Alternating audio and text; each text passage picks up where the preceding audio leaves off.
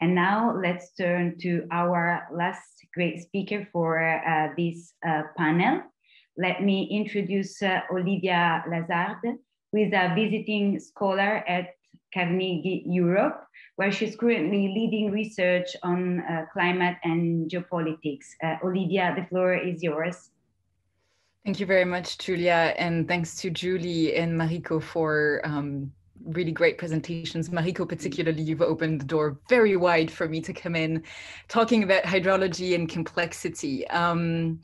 And in my talk, I will address to a certain extent the opportunities that climate change and environmental collapse bring, for building a durable peace. But before I do that, I'd like to rebound on something that actually Daniel Ruiz was mentioning in the chat during the previous session, which is, trying to rebuild climate change into a notion of wider ecological crisis that we're facing, and to try and reframe essentially the role that climate change is playing or how it's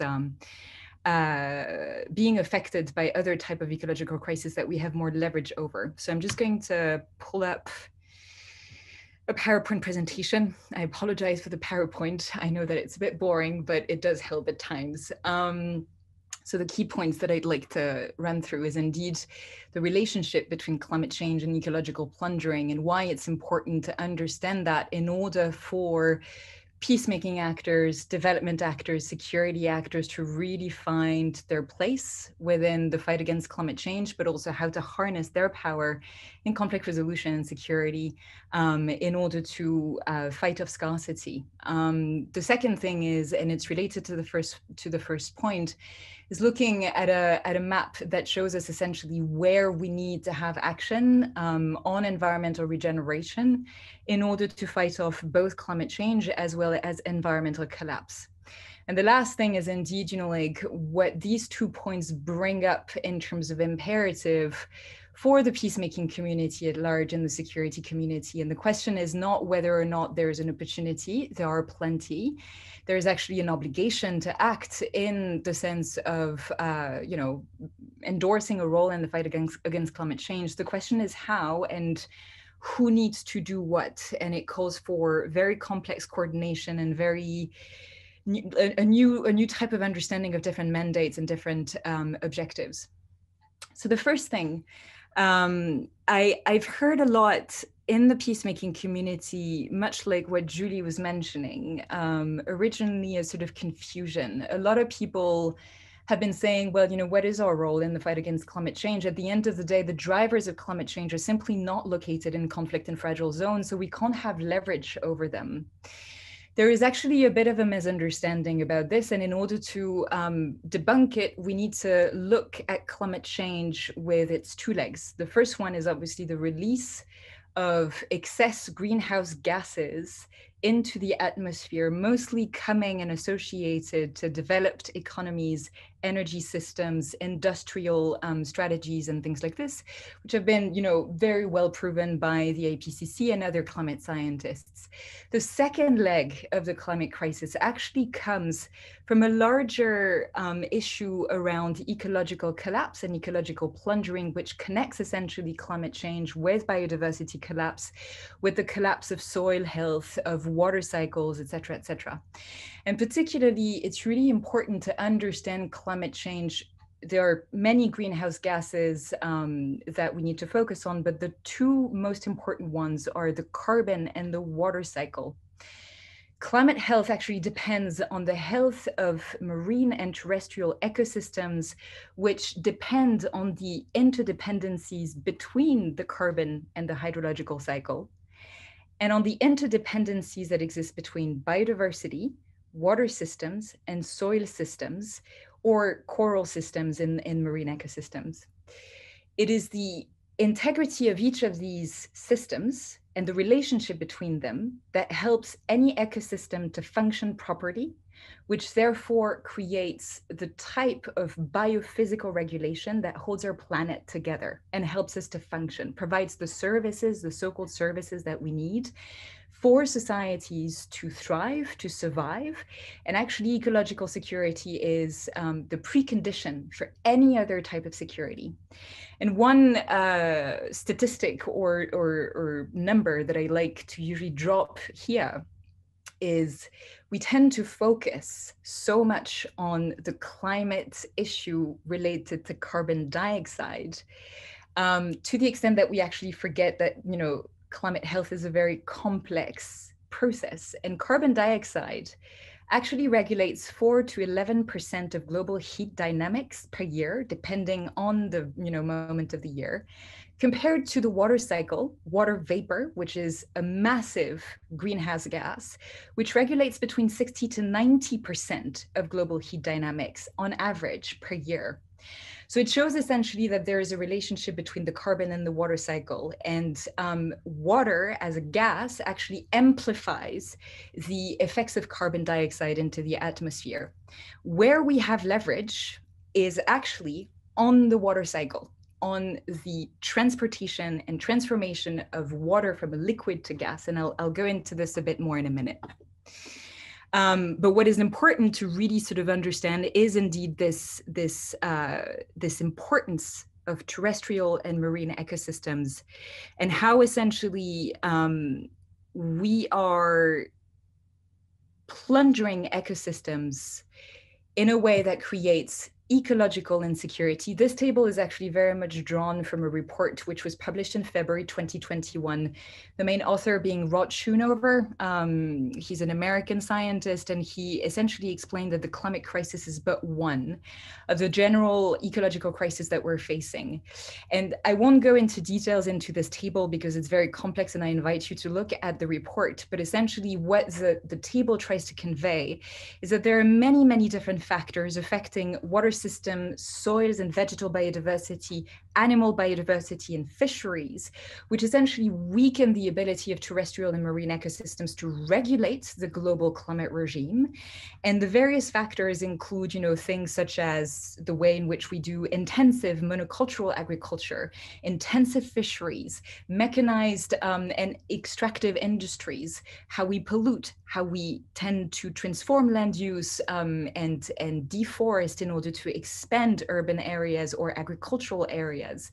And all of this, I mean, we talk about these different aspects in the fight against climate change, particularly in the EU at the moment with the Green Deal. But these need to sort of be understood very much in relationship to one another, and in complexity systems. There is no easy answer to what we are facing.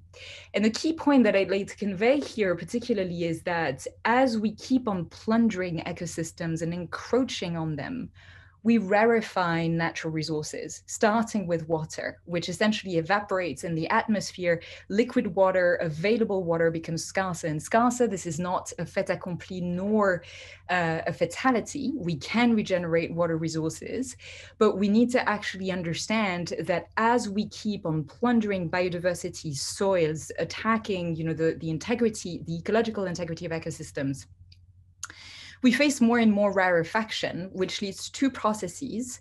One is that in the critical ecosystems that remain, and I'll run through this in a minute, you have more and more poaching, you have more and more transnational economies that are encroaching upon the remaining living systems because they are in high demand, and you know, decreasing supply coupled with high demand is usually driving up prices. So we're facing essentially a coupling of conflict systems with transnational insecurity, which obviously makes the task of peacemaking communities as well as security communities a lot more complex because it connects a number of different regions together around the globe. And the second thing is that as we rarefy natural resources, they also become a lot more propitious for commodification. And we've seen also recently water become a tradable commodity on stock markets just earlier this year. And this is a process that is likely to continue if we don't actually fight the growing scarcity of natural resources, which we can do. And this is, you know, the main innovation to a certain extent that I'd like to talk about. today. And before I move into this aspect, I'd like you to have a look at this map. This is extracted from a paper that was published in the Nature Journal in October 2020, which is essentially a compilation highlighting the various global areas where environmental and ecological regeneration needs to happen in priority. It doesn't mean that it doesn't need to happen anywhere else.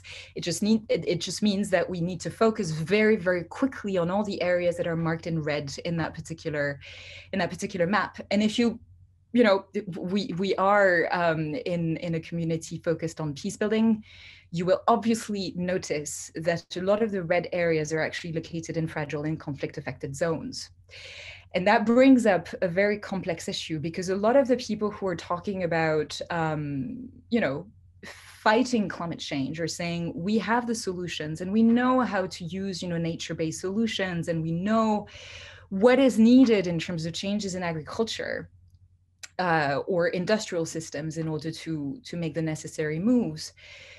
But the problem is that when we start looking at conflict and fragile zones, we start looking, as was mentioned in the previous panel, at very, very complex governance issues, stability issues, insecurity dilemmas.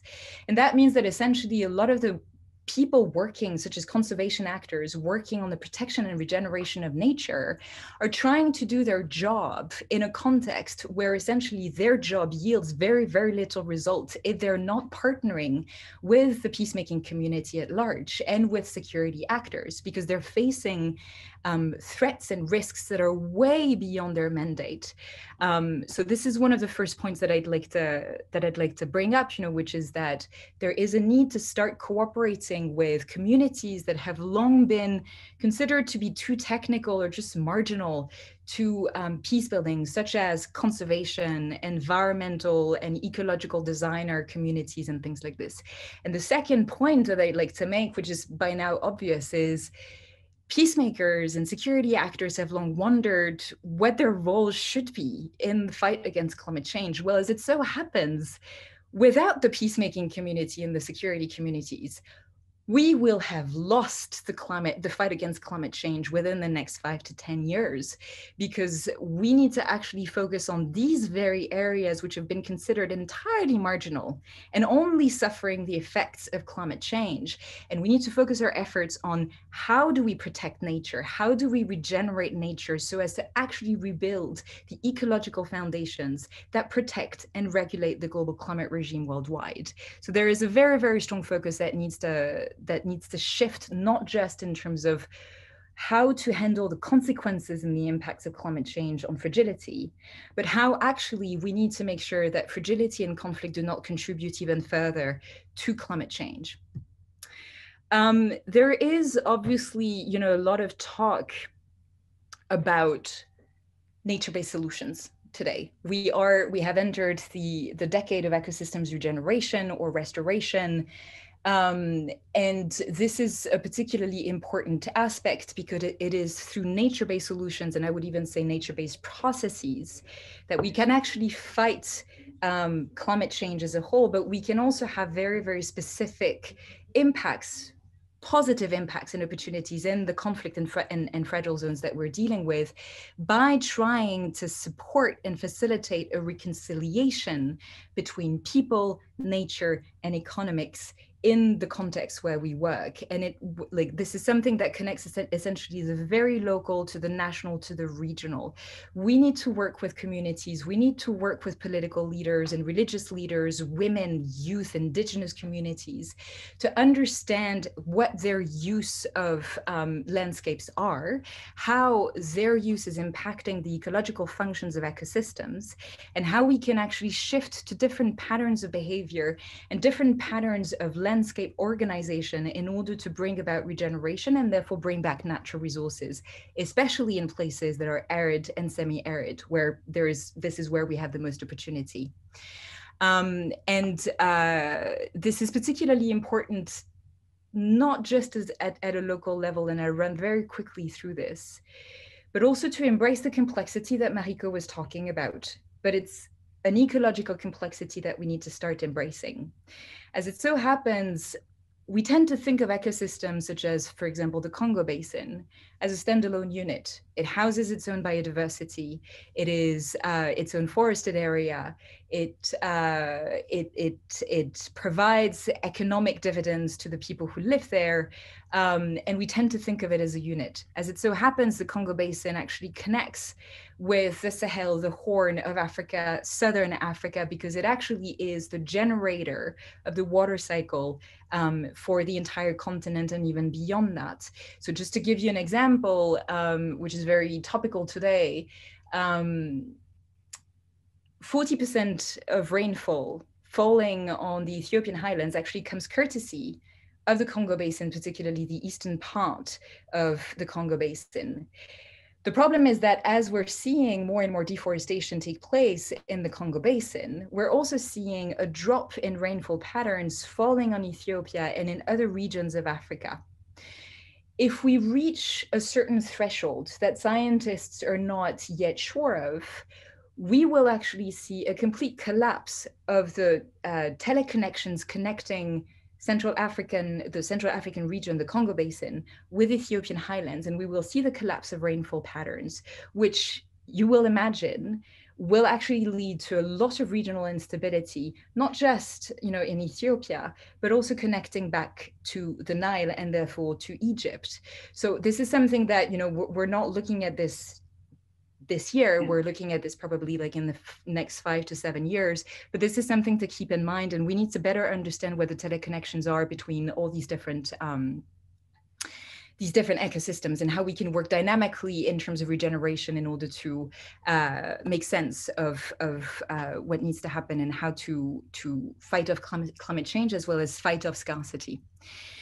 What is needed going forward? And that was the part around, it's an imperative for the peacemaking and security communities to actually do something about the fight against climate change.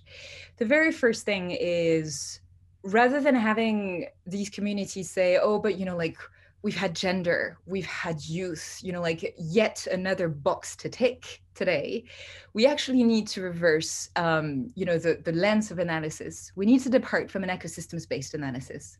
And this is very complex.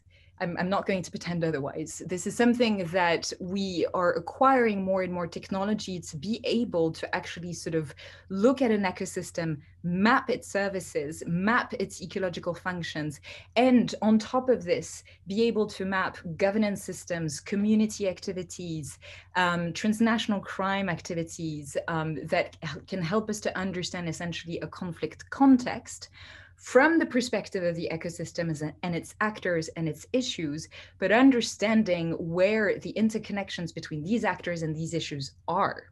Because this is one of the key challenges and the key opportunities. Usually conflict actors tend to focus on natural resources saying, oh, we want dividends or economic benefits from timber exploitation, oil exploitation, mineral exploitation. They never quite see how essentially all of these different activities over time lead to more and more conflict. And I'm not saying that it's as easy as saying, let's look at the interdependencies and everybody be happy. There are elite power and corruption games, but sorry, Olivia, you are running a bit out of time. So just to interrupt you. So sorry. Sounds good. So I'll just take one last minute. Sure. Yeah, of course. So essentially, we need to try and harness, and this is where the EU, for example, can help. We need to develop the type of analytics that help us to move towards ecosystems-based approaches, that help us to look coherently at environment, gender, youth, indigenous communities, political dynamics, administrative governance, and all the issues that need to be brought up in political negotiations, as well as local peace building. We need to be able to find the right entry points for conflict parties to deal with ecosystems dynamics and environmental resources in a way that actually focuses on complex regeneration and therefore mutual interest. This is about moving towards interest-based negotiations and therefore work towards an economy that is inclusive, that creates dividends for all parties involved, particularly for communities, and that helps to build resilience, particularly economic resilience, political resilience, but also ecological resilience against incoming climate disasters, which are already written in the climate system. the role, and I'll finish on this, the role of development actors is going to be particularly important. We tend to believe even today that the Sustainable Development Goals are a roadmap for sustainable societies, for sustainable peace. But they are only, I'm afraid to say, a stepping stone, because we're discovering more and more through scientific evaluations that even in the SDG framework, the environment is falling behind. There is more and more environmental plundering, and there is more and more ecological damage which is being done.